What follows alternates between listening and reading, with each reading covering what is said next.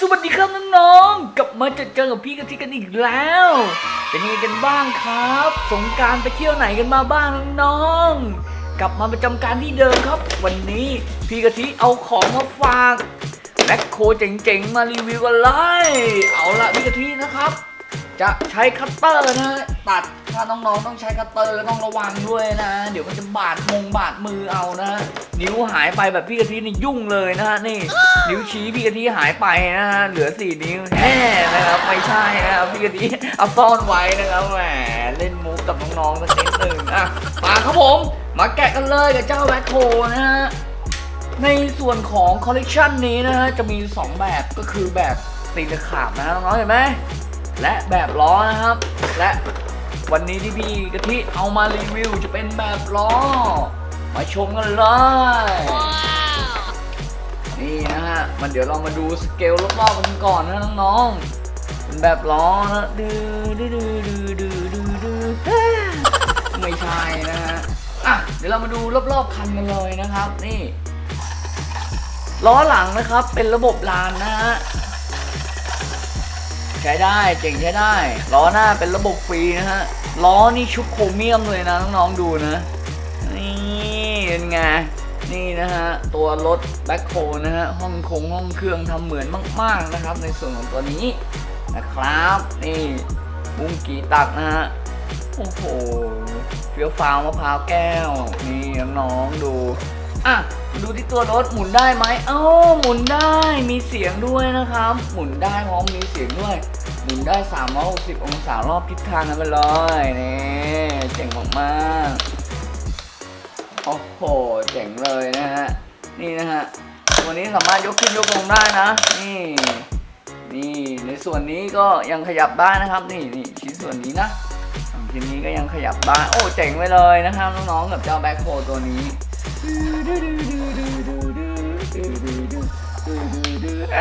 เดี๋ยวเย็นนี้พี่กะทิจะไปตักทรายนะแล้วมาเล่นกันนะครับไม่ได้เล่นกับน้องๆมาหลายวันแล้วนะฮะคิดถึงจังเลยนะครับน้องๆไปเล่นน้ำที่ไหนกันมาบ้างนะครับแล้วคอมเมนต์บอกพี่กะทิด้วยแล้วกันนี่ในส่วนของใน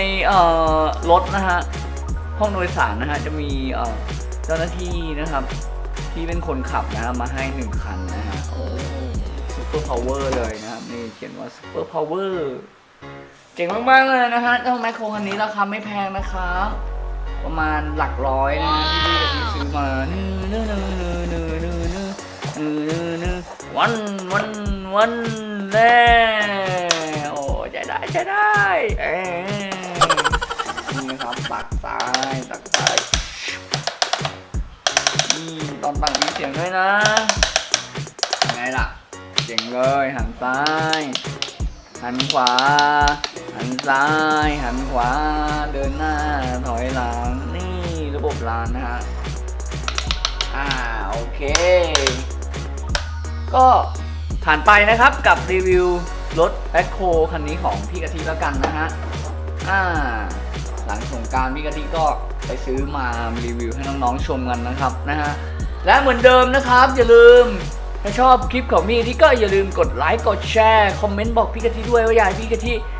รีวิวอะไรเพิ่มเติมนะฮะก็บอกพี่กะทิได้แล้วกันนะครับวันนี้พี่กะทิก็ต้องขอตัวลาไปก่อนนะครับแล้วเดี๋ยวเย็นๆเรามาดูกันนะฮะว่าเจ้ารถแมคโครวันนี้จะขุดทรายได้ดีขนาดไหนนะกับกองทรายนะฮะ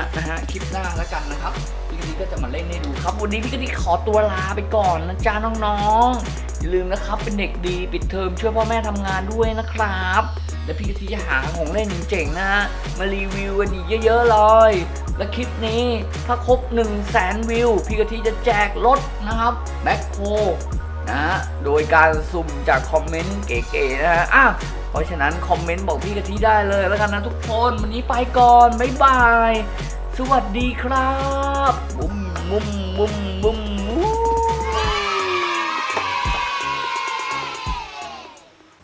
สวัสดีครับน้องๆกลับมาเจอกับพี่กะทิอีกแล้วนะครับ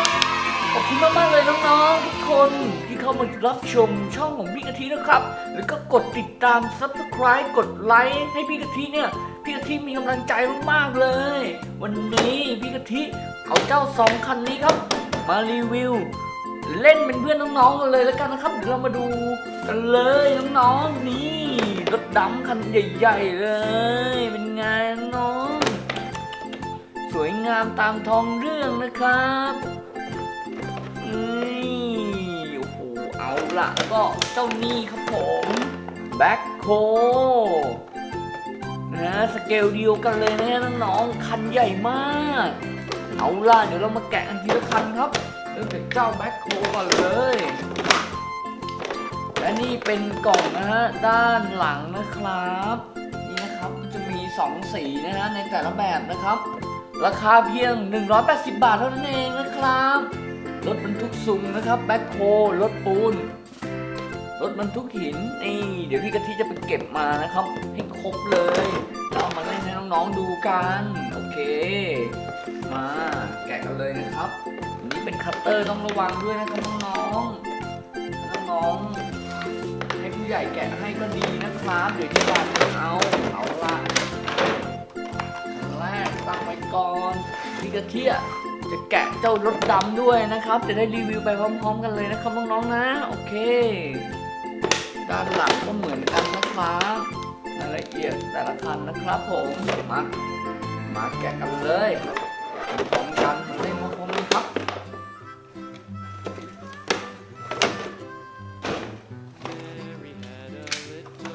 โอเคมาแล้วเดี๋ยวเรามาดูรายละเอียดกันทีละคันนะครับคันแรกเจ้ารถดำนี่ดูก่อนดูรายละเอียดกันก่อนดูล้อแม็กครับแม็กใหญ่มากพี่กะทิชอบมากเลยนะครับล้อใหญ่ๆอย่างเงี้ยนี่โมเดลนี้ไม่มีลานนะครับเนี่ยแต่เจ๋งพี่กะทิว่านะเวลาไปเล่นกองทรายนะมันจะได้ไม่ติดมากนะครับเนาะนี่ดูด้านในฮะสเกลด้านในฮะนี่พี่กะทิเอาให้ดูมีพวงมาลัยด้วยเห็นเปล่านี่มีเบาะคนนั่งครับมีคอนโซลเป็นกระจกครับผมนี่พวงมาลัยอยู่ด้านในนะฮะมีกระจกหน้านะครับกระจกข้างนี่แล้วก็ตรงนี้ฮะไฟสปอตไลท์เห็นไหมนี่โอ้โหทำได้เท่มากเลยนะสเกลนี้นะฮะนี่เป็นด้านในในส่วนของดำยกไม่ได้นะครับรุ่นนี้ไม่เป็นไรพอเราเล่นทรายเราก็ดำอย่างนี้เอาได้เนอะโอเคครับผมมาดูคันต่อไปฮะแบ็คโคเช่นกันนะครับล้อก็จะไม่มีลานนี่เจ๋งนะพี่รีว่าแบบนี้เวลาไปเล่นทรายนะมันจะโอเคนะฮะในส่วนของคนขับครับมี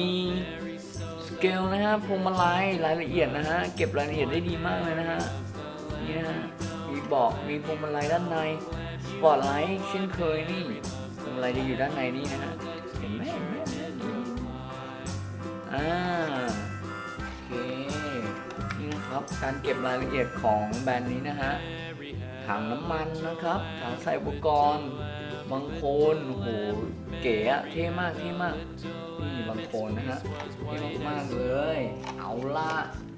มาดูในด้านนี้ในส่วนของแบ็คโคนบ้างนี่มีเบาะนั่งเลยครับเป็นเบาะนั่งของคนขับนะฮะด้านในนะฮะเจ๋งมากๆรายละเอียดนี่นะฮะเป็นปล่องนะฮะท่อควันต่างๆนะครับนี่สุดยอดไปเลยน้องๆนี่ฮะคันยกครับนี่ยังไงโอ้โหเท่มากเลยหมุนได้ไหมหมุนได้ด้วยนี่ในตัวแบ็คโฮหมุนได้ด้วยนะครับเอาไว้ข้างหลังก็ได้สุดยอดอย่างนี้ต้องกระทืบหลายเลยโอ้โหเอาล่ะเดี๋ยวเราจะลองมาดูซิว่าจะตักทรายใส่รถดำได้ไหมสวัสดีครับน้องๆกลับมาอีก1 รอบนะครับนี่พี่กะทิมีทรายนี่ทรายน้องนี่ทรายเห็นไหมนี่เดี๋ยวเราจะมาดำกันเลยนะครับ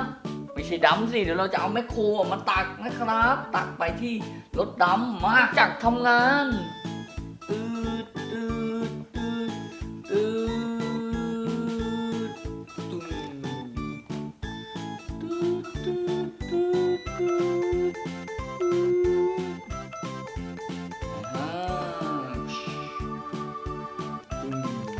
โอ้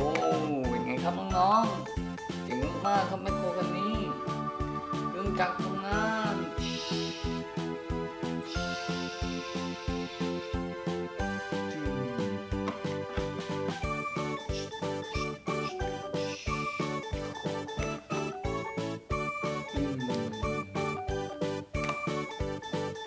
โอ้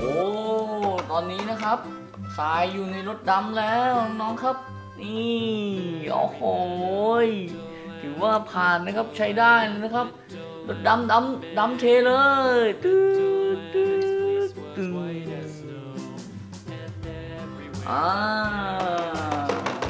อันนี้เป็นทรายปลอมนะครับทรายเทียมเดี๋ยวเย็นนี้เราจะไปเล่นทรายจริงกันนะครับที่หลังที่ทำงานของพี่กะทินี่แหละโอเควันนี้พี่กะทิคงต้องขอตัวลาไปก่อนนะครับน้องๆนะกับเจ้าการรีวิวรถแบ็คโฮและรถดำนะครับอย่าลืมนะครับความสุขของพี่กะทิก็คือความสุขของน้องๆเรามาเล่นด้วยกันครับน้องๆแล้วถ้าน้องๆคนไหนนะถ้าชอบคลิปของพี่กะทินะครับก็อย่าลืมกดไลค์กดแชร์กระทืบไลค์เลยก็ได้นะครับ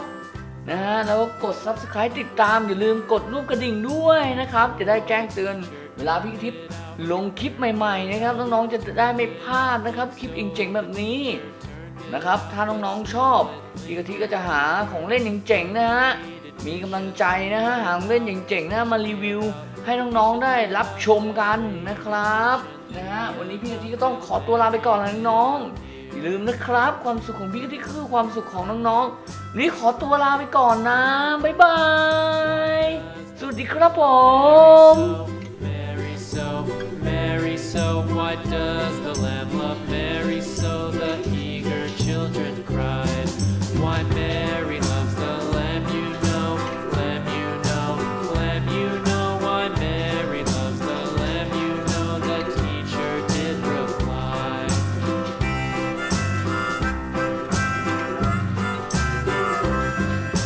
Mary had a little lamb,